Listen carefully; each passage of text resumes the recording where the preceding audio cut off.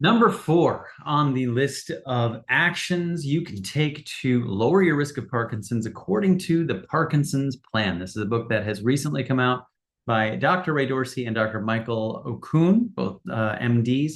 Very interesting book that I think everybody should have access to. So I'm in the middle of a series for those of you who are concerned about this or who want to know what you can do, giving you as many options as possible to help improve the quality of your life and lower your risk as much as possible.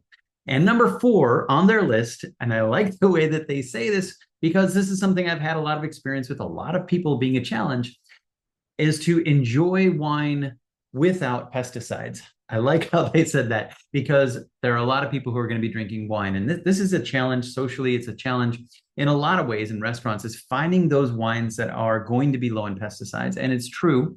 It is a bit of an issue when it comes to the quality of wine. In fact, one article or one resource that sometimes I think is worth looking at is actually Moms Across America in this widespread glyphosate contamination in wine back in 2016.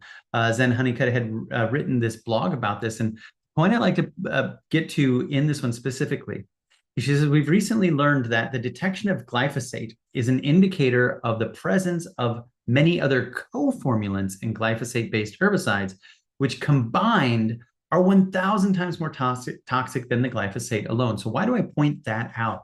Because there is a lot of, not debate, but there's a lot of pushback and people not wanting to accept that glyphosate can be harmful.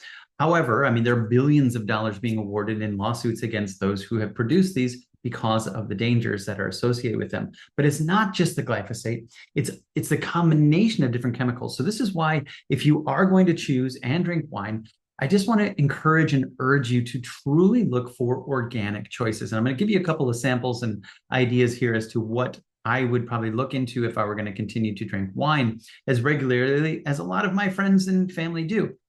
There's something called the Organic Wine Exchange. Now, I have not used this, but as I was looking into it today, because this is something I'm going to need options for people, this is one of them. And I also found this one called Kind of Wild. Now, I can't say to the quality of the taste of it. I'm going to have to try this out myself, but it's made with organic and it's certified organic, but also 1% for the planet, no additives.